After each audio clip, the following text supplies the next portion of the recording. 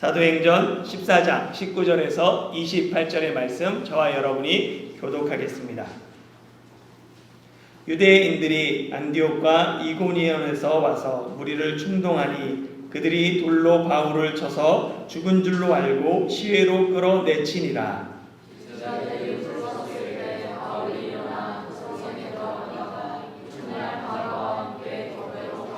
복음을 그 성에 전하여 많은 사람을 제자로 삼고 누스드라와 이고니온과 안디옥으로 돌아가서 제자들의 마음을 깨끗하여 이 동에 머물러 있으라고 하고 또 우리가 하나님의 나라에 들어가려면 많은 것을 겪어야 할 것이라.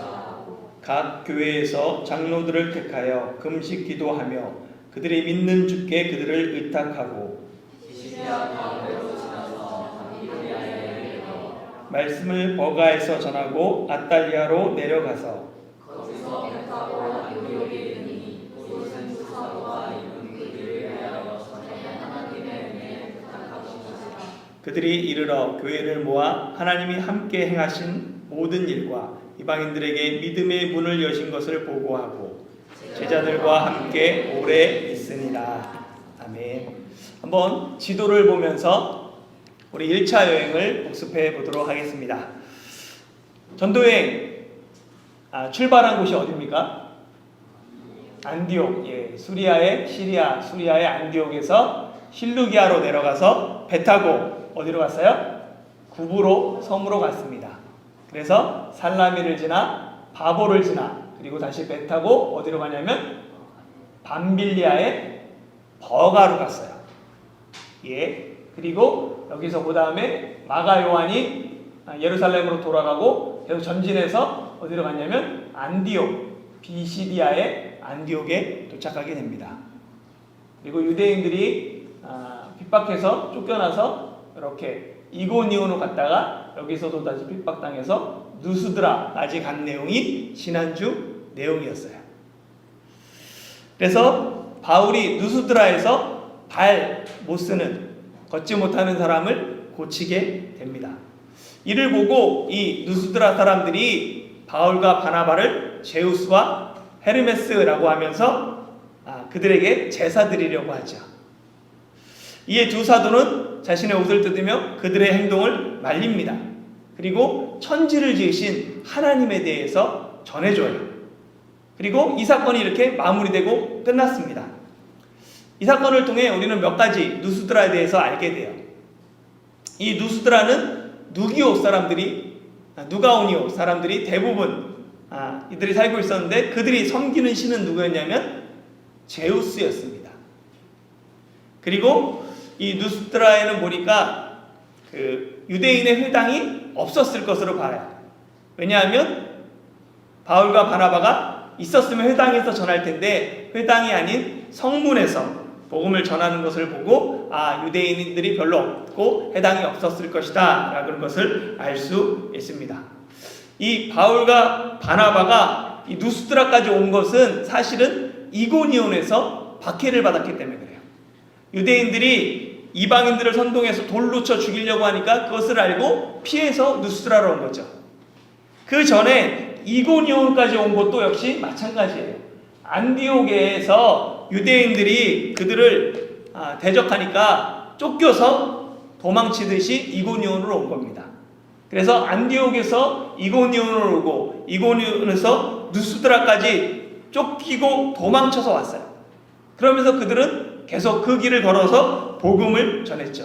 사실 이 길들이 로마의 대로가 있는 길들입니다.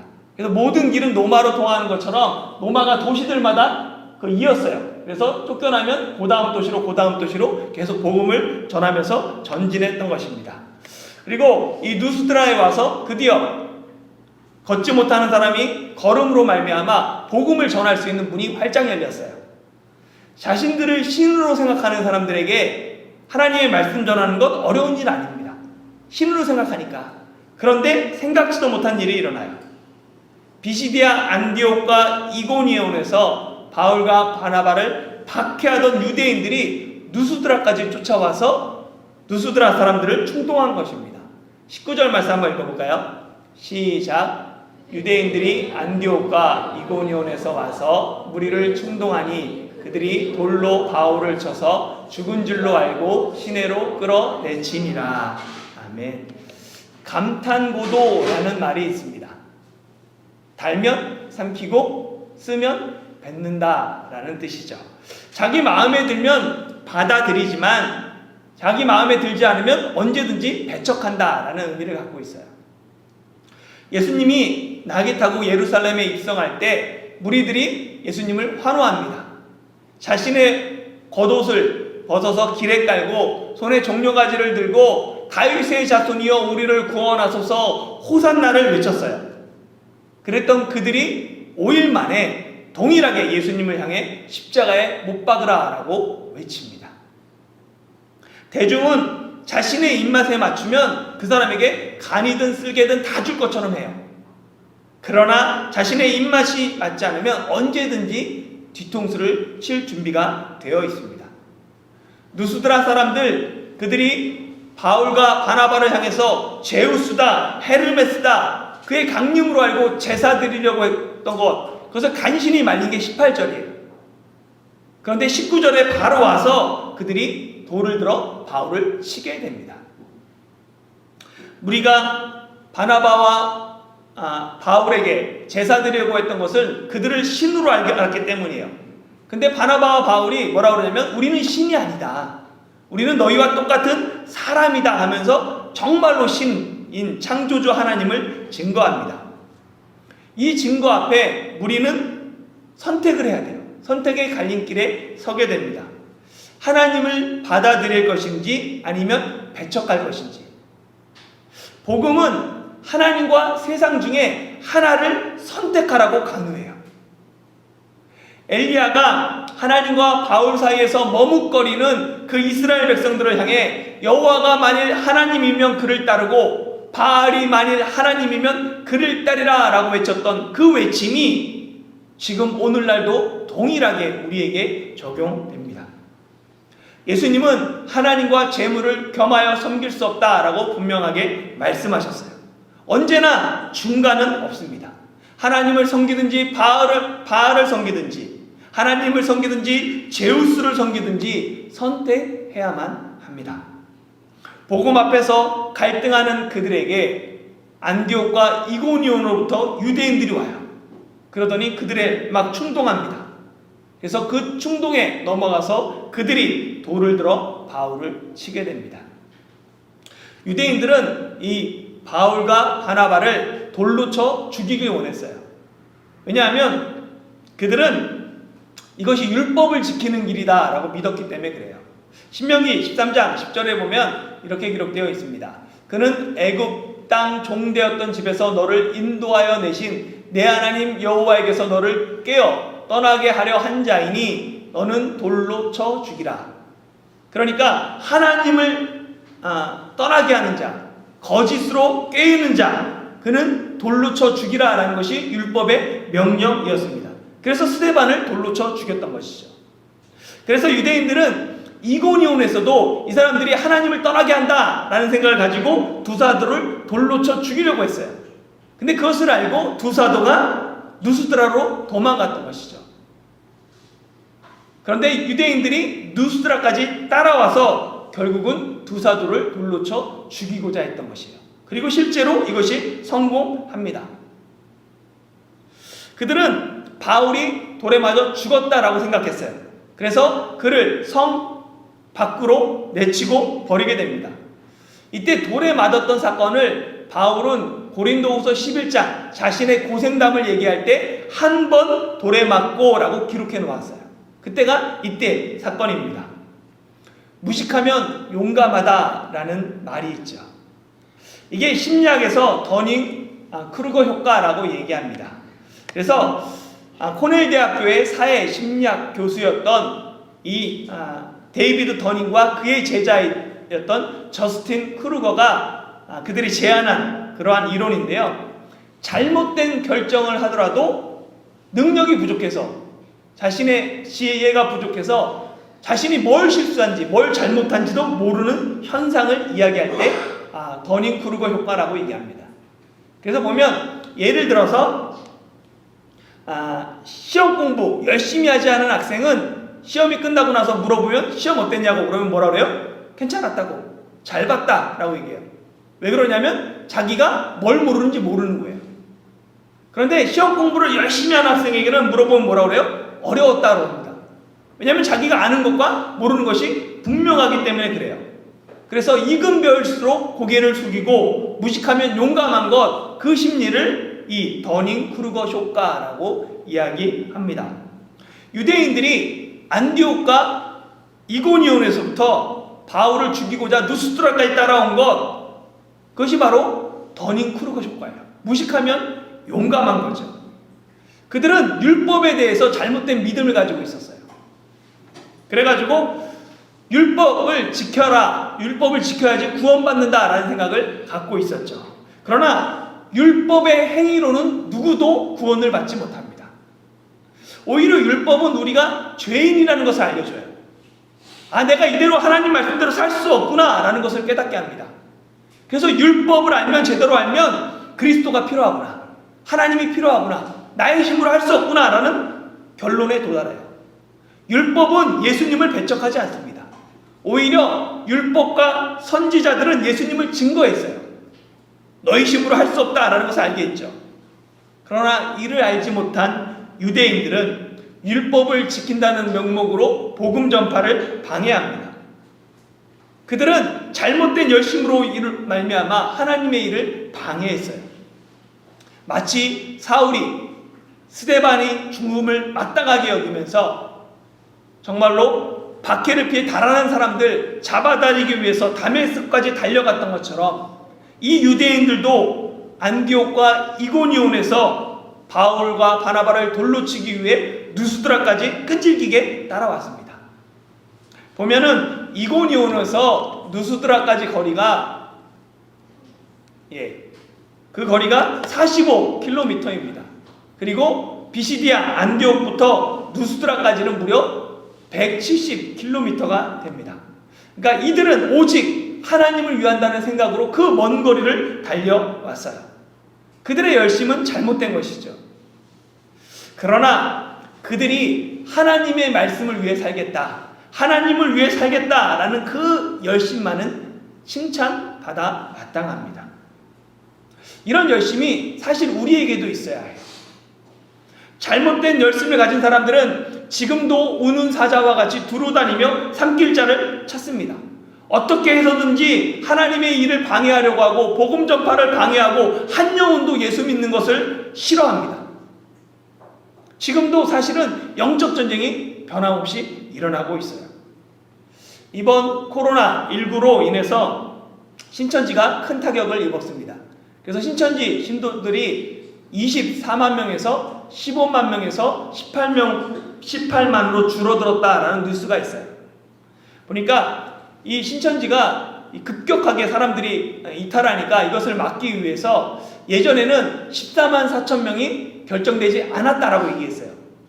그래서 그것을 뽑기 위해서 그 사람들이 큰 운동장에 모여서 흰색 옷 입고 딱 무릎 꿇고 시험을 봤던 거예요. 교리 시험을. 그래서 점수 높은 사람들 우선으로 뽑는다, 성적순이다 해서 시험을 쫙 봤어요. 그 영상들이 많이 돌아다니죠. 그런데 이번에 많은 사람들이 이탈하니까 교리를 바꿨습니다. 이미 14만 4천 명이 결정되어 있다. 그래서 지금 코로나로 말미암아 환란을 겪고 있는데 이 환란을 이겨낸 사람들, 그러니까 탈퇴하지 않고 남아있는 사람들, 그 14만 4천 명이 구원받는 사람이다 라고 이야기합니다. 그래서 이 탈퇴를 막고 있는 거죠. 그러다 보니까 오히려 신천지 사람들이 더욱더 남아있는 사람들이 똘똘 뭉친다고 그래요. 그래서 가출한 사람들이 가족과의 연락을 끊고 이혼을 요구하는 그러한 사람들이 늘고 있다라고 얘기합니다. 신천지뿐만 아니라 많은 이단이 지금도 음지와 양지에서 열심히 거짓 가르침을 전하고 있습니다. 그들의 그 열심을 보면 제 스스로도 반성하게 됩니다. 나는 이단을 만나면 그에게 복음을 전할 수 있을까? 신천지가 한 사람을 빼기 위해서 위장으로 교회에 침투하는 것처럼 나는 신천지 한 사람을 구원하기 위해서 위장으로 신천지 모임에 참여할 수 있을까? 한 사람을 전도하기 위해서 설계하고 많은 사람들을 붙이고 그 계획을 짜가지고 접근하는 그들의 방법을 보면서 나는 과연 그 정도 열심과 그 정도 영혼에 대한 안타까움과 사랑으로 전도하는가? 유대인들이 자신의 시간과 재정을 들여서 누스드라까지 쫓아갔던 그 열정이 내게도 있는가? 과연 나는 하나님을 위해 무엇을 희생하고 있는가? 스스로 반성하게 됩니다. 오늘날 우리는 영적 전쟁 한복판에 서 있습니다. 거짓 가르침과 미혹은 계속해서 우리를 미혹하려고 해요. 그 많은 거짓 가르침 속에서 우리는 열심을 품고 진리의 복음을 전해야 합니다. 영적 전쟁의 최전선은 바로 전도 현장이에요. 복음을 전하는 그 자리입니다. 그 전도 현장에는 지금도 고난과 박해가 있어요. 그러나 박해만 있는 것이 아닙니다. 전도 현장 그 현장에는 하나님의 은혜도 함께 있습니다. 그 은혜가 20절에 기록되어 있어요. 같이 한번 읽어볼까요? 시작. 제자들이 둘러섰을 때 바울이 일어나 그 성에 들어갔다가 이튿날 바나바와 함께 더베로 가서, 이 바울이 돌에 맞아서 죽은 것처럼 되어서 이 시외에다가 버리게 되었습니다. 그리고 바울을 돌로 쳤던 사람들은 죽었다라고 생각하고 성으로 돌아갔죠. 그러나 제자들은 바울을 둘러섰습니다. 제자들은 아마도 바울의 상태를 보고 바울이 죽었으면 장례 치르기 위해서 기다리고 있었겠죠. 그런데 바로 그때 바울이 일어났습니다. 비참한 사건 가운데서 하나님이 바울을 일으키셨어요. 왜냐하면 여기서 일어나다라는 이 단어는 아나스타스라는 단어인데요. 누웠을 때 앉은 상태에서 일어나는 것뿐만 아니라 죽은 사람이 다시 살아나는 때 사용하는 단어입니다. 그러니까 이 하나님의 능력이 그를 일으킨 거예요. 하나님의 부활의 능력이 바울을 죽음에서부터 일으켰습니다. 그래서 바울이 죽었다고 생각하고 사람들은 떠났지만 하나님이 그와 함께 하시고 하나님이 은혜를 베푸심으로 말미암아 그가 다시 살아나게 되었습니다. 죽음에서 일어난 바울은 다시 성에 들어가서 다음날 바나바와 함께 더베로 가게 됩니다. 돌에 맞은 상처가 아물지도 않은 채 다시 바울은 복음을 들고 더베로 가고 그곳에서 복음을 증거하죠. 바울이 죽었다고 생각한 유대인들은 이미 돌아갔습니다. 비시디아, 안디옥과 이고니온으로 돌아갔어요. 그러니까 더베에 갔더니 복음을 방해하는 사람이 없어요. 쫓아오는 사람이 없습니다. 그래서 그곳에서 많은 제자를 얻게 돼요. 많은 사람을 제자로 삼았다라는 말과 함께 바울의 첫 번째 전도 여행이 더베에서 마무리됩니다. 그리고 이제 전도 여행을 마치고 자신을 파송한 수리아의 안디옥 교회로 귀환하고자 해요. 보면 이 더베가 여기 있습니다. 누스라에서 더베로 왔죠. 더베가 여기 있는데 더베에서 이제 안디옥으로 돌아가려고 해요. 그러면 어느 길이 가장 빠릅니까? 바로 여기 길리기아 다소를 통해서 안디옥으로 돌아가는 길이에요. 어차피 로마의 대로는 같이 뚫려 있습니다. 정 안 되면 다소에서 배 타고 가면 돼요. 길리기아 지방을 통과하는 게 가장 빠른 길이에요. 그리고 편한 길입니다. 그리고 이 다소가 어디예요? 길리기아 다소가 바울의 고향입니다. 오랜만에 고향에 들러 가족들도 만나고 친지들에게 안부도 전하고 전도 여행과 사역으로 지친 몸과 영혼도 재충전하기 위해서는 정말 좋은 선택지인 거예요. 그런데 바울은 쉬운 길을 앞에 두고 그냥 전진하면 되는데 뒤돌아 다시 지나온 길로 돌아갑니다. 21절 한번 읽어볼까요? 시작.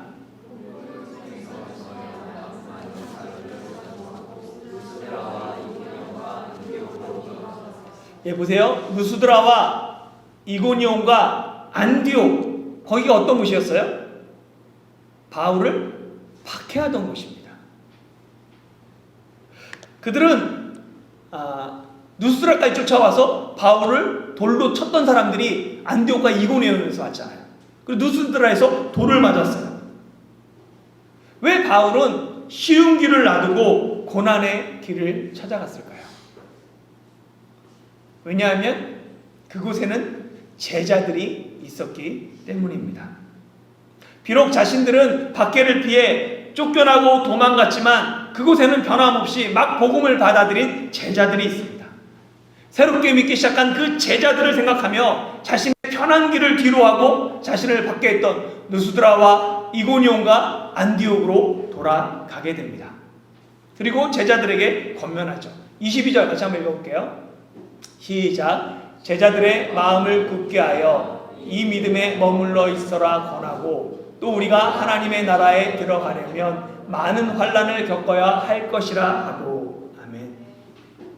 바울과 바나바는 그곳으로 돌아가서 제자들의 마음을 굳게 했습니다. 바울과 바나바를 박해하던 사람들은 새롭게 믿기 시작한 그 제자들도 박해할 것이에요. 박해 앞에서 믿음이 흔들리는 사람이 분명히 있습니다. 처음에는 예수님 믿으면 좋을 줄 알았는데 고난이 있고 어려움이 있어요. 그러면 내가 잘못 믿었구나. 옛생활로 돌아가고자 하는 마음이 듭니다. 그 흔들리는 제자들, 그들을 향해서 바울과 바나바는 마음을 굳게 하여 믿음에 머물러 있어라. 하나님 나라에 들어가기까지는 환난이 있다라고 얘기하는 거예요. 환난이 있지만 믿음으로 승리하기를 권면합니다. 우리가 하나님 나라에 들어가기까지 많은 환난을 겪어야 할 것이다. 이 말은 바울과 바나바 그리고 당시 제자들에게만 해당되는 이야기가 아니에요. 하나님의 말씀에 순종하고자 하는 모든 사람들에게 해당하는 말씀입니다. 그리스도인은 누구나 하나님의 나라에 들어가기까지 많은 환난을 겪어야 합니다. 왜 환난이 있어야 되나 이해하지 못하죠. 그리고 환난이 없었으면 좋겠어요. 이 환난이라고 번역된 들립시스는 탈곡기에서 유래한 그 말인데요. 막대기를 들고 이삭을 쳐서 나단을 이렇게 떨어뜨리는 탈곡기에서 파생된 단어입니다.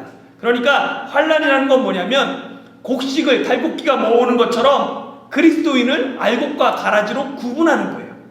그 환난을 통해서 하나님 나라에 들어가기 합당한 사람인지 아닌지가 판명됩니다. 내 믿음이 진짜인지 아닌지가 환난을 통해서 드러나는 거예요. 그렇기 때문에 바로 하나님 나라 들어가면 좋은데 하나님 나라 들어가기까지 많은 환난이 있는 거예요. 사단은 언제나 하나님 나라 들어가기까지 우리를 공격하려고 합니다. 그 틈을 놓치지 않으려고 해요. 그래서 우리는 변함없이 영적 전쟁 한가운데 있습니다. 지금도 공중의 권세 잡은 자는 우리를 해하려고 합니다. 어둠의 세력은 우리가 하나님 나라 들어가기까지 포기하지 않고 우리를 유혹하고 공격합니다. 그로 인해 우리는 환난을 겪는 것입니다. 디모데후서 3장 12절에는 무릇 그리스도 예수 안에서 경건하게 살고자 하는 자는 박해를 받으리라 라고 이야기하고 있습니다. 그리스도 예수 안에서 경건하게 살고자 하는 자는 언제나 박해를 받았습니다. 세상은 언제나 우리가 그리스도 안에서 경건하게 살고자 하면 박해합니다. 그러나 세상의 그 어떤 박해도 우리가 하나님 나라에 들어가는 것을 막지는 못합니다. 왜냐하면 세상의 그 어떤 것보다도 하나님 나라가 크고 귀하기 때문에 그렇습니다. 내 생명보다도 하나님의 나라가 귀하다. 그런 믿음이 우리 가운데 있어야 돼요. 그런 순교자의 피를 통하여서 우리가 복음을 받아들인 것입니다. 믿음이 있으면 환난 앞에서도 당당해요. 그러나 믿음이 없으면 조금만 어려워도 내 뜻대로 되지 않아도 마음이 초조하고 불안해서 안절부절하지 못합니다. 우리는 많은 환난 앞에서도 마음을 굳게 하여 믿음에 머물러 있어야 합니다. 이것이 바울이 제자들에게 전한 권면입니다. 우리가 굳게 잡아야 할 그 믿음은 신기한 체험이나 기적 같은 게 아니에요. 우리가 계속해서 살펴봤던 것처럼 그 믿음은 구체적으로 예수 그리스도의 죽음과 부활을 믿음으로 죄사함과 의롭다함을 얻는 믿음. 이제는 마귀의 자녀가 아니라 하나님의 자녀가 되어요 하나님의 나라에 들어간다는 믿음입니다. 하나님의 나라에 들어가기까지 많은 환난이 있지만 환난 중에 우리를 지키는 것이 믿음이다라는 것을 알고 그 믿음을 굳게 붙잡으시기 바랍니다. 바울과 바나바는 전도여행을 마치고 돌아가는 길에 누스드라와 이고니온과 안디옥에 들러 제자들을 향해 환난 중에 믿음에 머물러 있어라 라고 권하고 각 교회에서 장로들을 세우고 그들을 위해 금식 기도하며 그들이 믿는 주님께 그들을 의탁했습니다. 우리를 지키는 것은 믿음이고 그리고 교회 지도자들이고 그것들을 모두 다 결국은 주님께서 하시는 것입니다. 그리고 바울과 바나바는 그곳을 떠나 밤빌리아로 가서 그냥 지나갔던 버가에서 말씀을 전하고 아탈리아에서 배 타고 수리아 안디옥으로 돌아오게 됩니다. 그리고 1차 전도행이 마치게 되죠. 사랑하는 성도 여러분, 사도행전은 하나님의 나라로 시작해서 하나님의 나라로 끝납니다. 그래서 맨 처음에 데오빌로에게 쓴다라고 말하고 1장 3절에 보면 예수님께서 부활하신 예수님께서 40일 동안 제자들에게 하나님 나라의 일을 말씀하시면서 사도행전이 시작돼요. 그리고 사도행전 마지막 28장 31절은 바울이 로마의 셋집에 살면서 오는 사람들을 다 영접하고 하나님의 나라를 전파했다라면서 사도행전이 끝이 납니다. 그러니까 시작과 끝이 하나님의 나라예요. 그리고 그 중간 14장 22절에 하나님의 나라에 들어가려면 많은 환난을 겪어야 할 것이다 라는 말씀이 나옵니다. 하나님의 나라에 들어가려면 많은 환난을 겪는다라는 이 말씀은 신앙의 자유가 보장된 오늘날에는 해당되지 않는 말씀 같습니다. 기독교가 공식적으로 인정되기 전 로마 제국이나 조선이 세국 정책으로 말미암아 기독교를 박해하던 시절에 해당하는 이야기처럼 느껴져요. 그러나 지금도 하나님의 나라를 위해 경건하게 살고자 하는 자들은 박해를 받습니다. 우리 삶에 박해가 없다면 우리가 세상과 구별된 삶을 살지 않기 때문입니다. 세상에 환난을 좋아하는 사람은 아무도 없습니다. 그러나 환난은 인내는 연단은 소망을 낳습니다. 세상에서는 너희가 환난을 당하나 담대하라는 주님의 말씀을 따라 어떤 환난 중에서도 하나님 나라에 들어가기까지 마음을 굳게 하여 믿음으로 승리하는 저와 여러분들이 되시길 예수님의 이름으로 축원합니다.